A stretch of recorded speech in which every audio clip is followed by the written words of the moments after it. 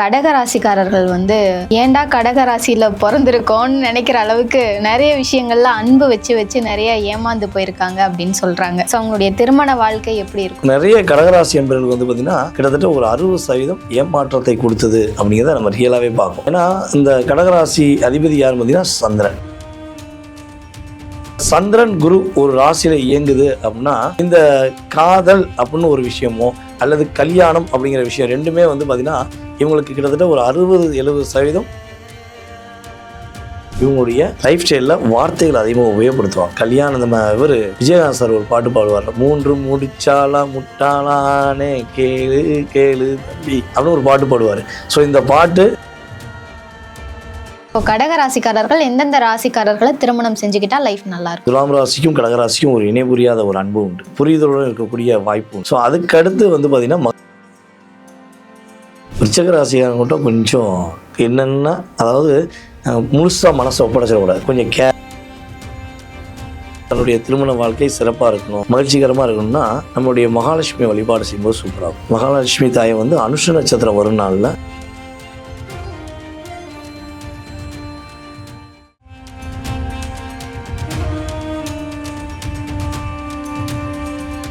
Sir, கடகராசிக்காரர்கள் ஏன்டா கடகராசியில் பிறந்திருக்கோன்னு நினைக்கிற அளவுக்கு நிறைய விஷயங்கள்ல அன்பு வச்சு வச்சு நிறைய ஏமாந்து போயிருக்காங்க அப்படின்னு சொல்கிறாங்க. ஸோ அவங்களுடைய திருமண வாழ்க்கை எப்படி இருக்குங்க சார் பொதுவாக? அதாவது கடகராசிக்காரங்க பார்த்திங்கன்னா இயல்பாகவே தன்னலமற்றவர்கள். எனக்கு இது வேணும், நீ கொடுப்பியா, அப்போ தான் உன் மேலே அன்பு வைப்பேன் அப்படிலாம் சொல்லவே மாட்டாங்க. எனக்கு நீ பாசம் காட்டுறியோ காட்டலையோ நான் உன் மேலே அன்பு வைப்பேன், நீ என்னை புரிஞ்சு வருவ அப்படின்னு எதிர்பார்ப்போடு தான் இருப்பாங்க. அந்த எதிர்பார்ப்புகள் அப்படிங்கிறது நிறைய கடகராசி என்பவர்களுக்கு பார்த்திங்கன்னா கிட்டத்தட்ட ஒரு 60% ஏமாற்றத்தை கொடுத்தது அப்படிங்கிறத நம்ம ரியலாகவே பார்ப்போம். ஏன்னா இந்த கடகராசி அதிபதி யார் பார்த்திங்கன்னா சந்திரன். கடகராசியில் எந்த கிரகம் உச்சம் அடையுது பார்த்திங்கன்னா குரு. அப்போ சந்திரன் குரு ஒரு ராசியில் இயங்குது அப்படின்னா அவங்க எப்பொழுதுமே ஒரு பிரகாசமாக இருக்கணும், நம்ம ஒரு ஒளி கிரகமாக இருக்கணும், மற்றவங்களுக்கு வெளிச்சம் கொடுக்கணும், நம்ம மூலமாக 4 பேர் வாழணும் அப்படின்னு ஒரு நல்ல பண்போடு வாழக்கூடியவங்க. ஸோ ஆனால் இந்த காதல் அப்படின்னு ஒரு விஷயமோ அல்லது கல்யாணம் அப்படிங்கிற விஷயம் ரெண்டுமே பார்த்திங்கன்னா இவங்களுக்கு கிட்டத்தட்ட ஒரு 60-70% ஆப்போசிட்டாகவே அமையும். இவங்க பாசமாக ஒரு பிஸ்கட் பாக்கெட்டை கொடுத்தா கூட, என்ன இன்னைக்கு எதுக்கு பிஸ்கட் பாக்கெட் கொடுக்க, உனக்கு எதுவும் தேவையா, ஓ நீ ஏதோ தேவைன்னா தானே செய்வேன். ஸோ இந்த பார்ட்னர் சரி இவங்க இப்படி பேசுவாங்க. ஸோ அவங்க சொல்லுவாங்க, நான் உண்மையிலேயே உன் மேலே அன்பு வச்சு நீ நல்லா இருக்கணும் தான் கொடுத்தேன் அப்படிம்பாங்க. இல்லை, உனக்கு ஏதோ நீ காரியமாக வேண்டிய அதனால தான் நீ இப்படி என்கிட்ட பேசுகிற அப்படின்னு கொஞ்சம் அழுத்தத்தை கொடுத்துருவாங்க. ஸோ அந்த அழுத்தத்தை அவங்க கொடுத்தாலுமே கடகராசிக்காரங்க கண்ணில் காட்டவே மாட்டாங்க. சிரிச்சுக்கிட்டே போ, நீ என்ன புரிஞ்சுக்கிட்டது அவ்வளோதான் அப்படின்னு உள்ளே போய் உட்காந்து எவ்வளோ தூரம் வேணாலும் ஃபீல் பண்ணுவாங்க. ஒரு கடகராசிக்காரங்க ஒரு வீட்டில் ஒரு ரூமில் தனியாக இருக்காங்க அப்படின்னா அது தனியாக இருக்கிறதுக்கு மிகப்பெரிய காரணம் அவங்களுடைய மன வலி மட்டும்தான், மன வேதனை தான். ஏன்னா என்னை நான் தனிமையிலையாச்சும் நான் என்னை உணர்ந்துக்கிறேன் அப்படின்னு அவ்வளோ தூரம் அவங்களுடைய அழுத்தம் இருக்கும். ஆனால் இவங்களுடைய பார்ட்னர் என்ன நினைப்பாங்கன்னா, பார்த்தியா நெஞ்சு அழுத்தமாக போய் உட்காந்துட்டு எவ்வளோ திமுறாக போய் உட்காந்துருக்காங்க வரேன் அப்படின்னு அசால்ட்டாக சொல்லுவாங்க. ஆனால் இவங்களுடைய வேதனை இவங்களுடைய வலியை புரிஞ்சிட்டாங்கன்னா அப்படியே பைக்கில் போகும்போது அப்படியே அந்நியமாக அப்படியே கட்டி பிடிச்சி போகும். பார்த்துருக்கீங்களா ரோட்டில் அப்படியே பைக்கில் அப்படியே 2 ஒன்றோட உட்காந்துருக்கா, இல்லை 1 தான் 2ஆக உட்காந்துருக்காங்க மாதிரி ஒரு பிரியத்தோடு போவாங்க. அந்த அளவுக்கு ஒரு பிரியமான ஒரு அன்புள்ளவங்க தான் நம்மளுடைய கடகராசி பெண்ணாக இருக்கட்டும் கடகராசி ஆணாக இருக்கட்டும். அவங்களுடைய தாட்டே அதான். ஸோ ஆனால் ஆப்போசிட்டில் பார்ட்னர்ஷிப்பில் நிறைய அழுத்தத்தை சந்திப்பாங்க. கல்யாணம் முடிக்கலைன்னா என்ன மாதிரி ஒரு சிறகடித்து பறக்கிற பறவை யாருமே கிடையாது அப்படின்னு சொல்லக்கூடிய அளவுக்கு இவங்களுடைய லைஃப் ஸ்டைலில் வார்த்தைகள் அதிகமாக உபயோகப்படுத்துவாங்க. கல்யாணம் நம்ம விஜயகாந்த் சார் ஒரு பாட்டு பாடுவார், 3 முடிச்சாலா முட்டாளானே கேளு கேளு தம்பி அப்படின்னு ஒரு பாட்டு பாடுவார். ஸோ இந்த பாட்டு அது ஆணாக இருந்தாலும் பெண்ணாக இருந்தாலும் கிட்டத்தட்ட ஒரு 50% நம்மளுடைய கடகராசிக்காரங்க சொல்லுவாங்க.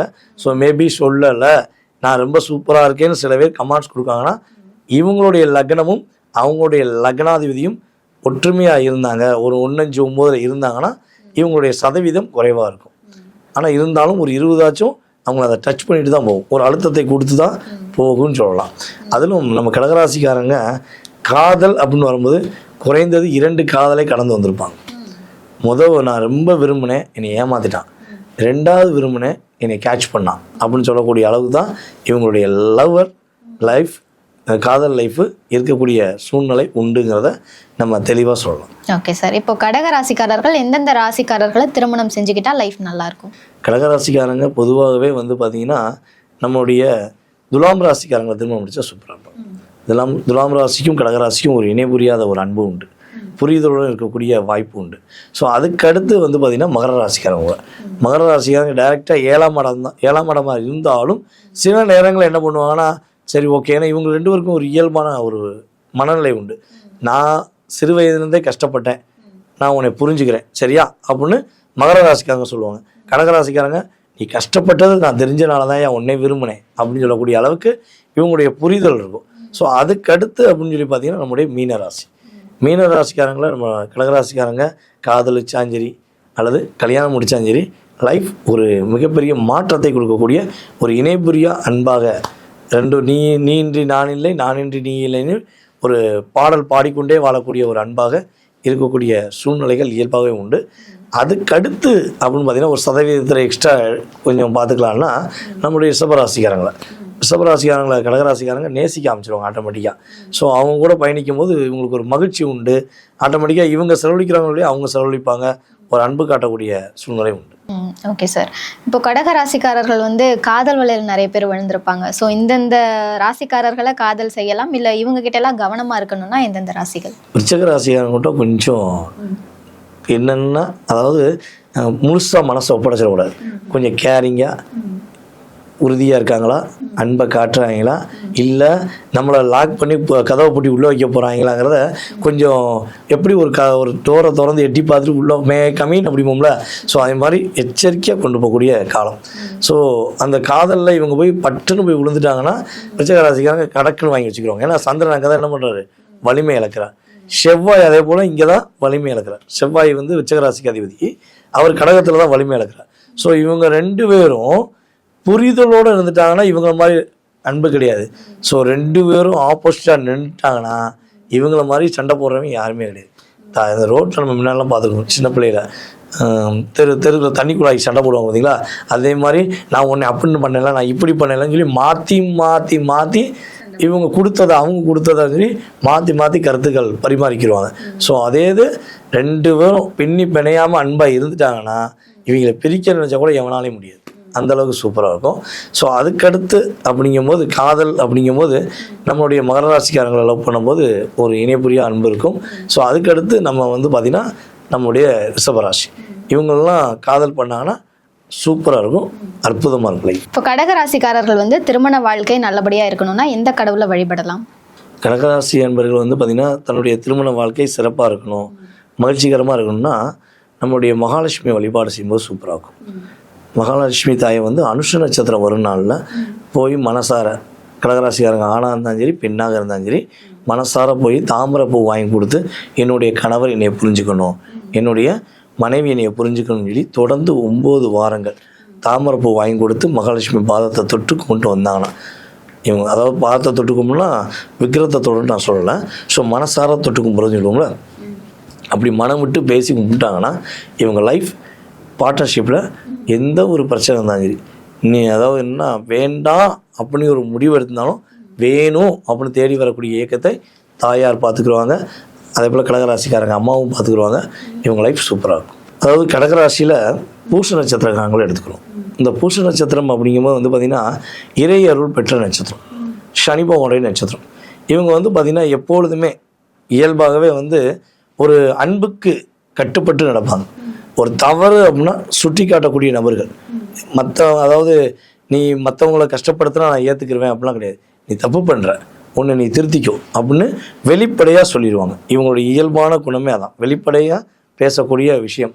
ஆனால் இவங்களுடைய லைஃப்பில் ஒருத்தவங்க பிரச்சனை பண்ணாங்கன்னா அதை வெளிப்படையாக சொல்லவே மாட்டாங்க. ஏன்னா நம்ம சொல்லி அவன் கஷ்டப்பட்டுறக்கூடாது, பரவாயில்ல அந்த கஷ்டத்தை நம்மளே வாங்கிக்கிறோம். என்ன பண்ணுவாங்க, மனசுக்குள்ளேயே வச்சு ஒரு நாள் கண்ணாடியை பார்த்து பேசுன்னு சொல்லி கொடுத்தோம்னா கண்ணாடி அதாவது வெடித்து சிதற அளவுக்கு இவங்களுடைய மன வேதனை இவங்களுக்குள்ளே இருக்கும். அப்போ அதாவது தனக்குள்ளேயே ஒரு கட்டுப்பாடு உருவாக்கிக்கிடுவாங்க. நான் இப்படி தான் வாழணும், நான் நேர்மையாக தான் வாழணும், நான் இப்படி தான் இருப்பேன் அப்படின்னு இவங்க வாழக்கூடிய இயல்பான தன்மை உண்டு.